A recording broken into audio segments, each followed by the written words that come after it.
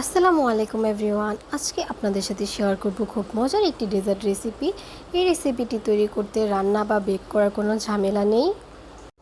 First স্টেপে আমি whip ক্রিমটা রেডি করে নেব। হুইপ ক্রিমটা রেডি হয়ে গেলে এখানে আমরা টেস্ট অনুযায়ী কনডেন্স মিল্ক দিয়ে দিব। তারপর এখানে দিয়ে দেব টক দই। আমি 2 টেবিল চামচ টক দই দিয়েছি, আর দিয়েছি ড্যানো ক্রিম। আপনারা যে কোনো ব্র্যান্ডের ক্রিমটা এখানে ইউজ করতে পারেন। সবগুলো ইনগ্রেডিয়েন্টস খুব ভালোভাবে মিক্স করে নেব।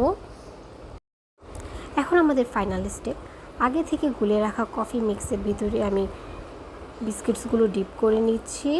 বিস্কিটসগুলো আমি 2-3 সেকেন্ডের মতো ডিপ করে নিচ্ছি, কারণ বেশিক্ষণ ডিপ করে রাখলে বিস্কিটসগুলো বেশি নরম হয়ে যাবে এবং খেতে একদমই ভালো লাগবে না।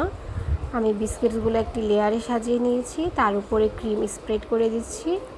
ক্রিমগুলো খুব ভালোভাবে স্প্রেড করে নিতে হবে। ফার্স্ট লেয়ার কমপ্লিট হয়ে গেলে আমরা এখন চলে যাব সেকেন্ড লেয়ারে। সেকেন্ড লেয়ারে ফার্স্টে আমরা দিয়ে দিব বিস্কিটস, তারপরে আবার দিয়ে দিব ক্রিমটা। এভাবে আমরা 2-3 বার এই প্রসেসটা ফলো করব।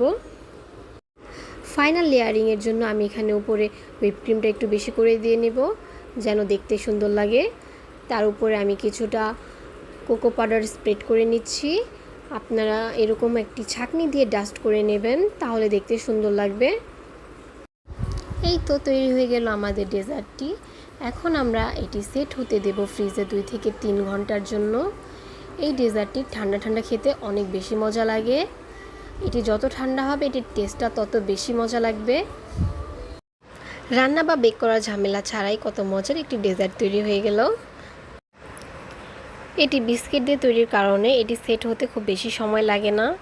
প্রতিটি লেয়ার কি সুন্দর লাগছে, এবং এটি খেতে অনেক বেশি টেস্টি এবং অনেক বেশি ক্রিমি। আজকের ভিডিওটি এই পর্যন্তই। আল্লাহ হাফেজ।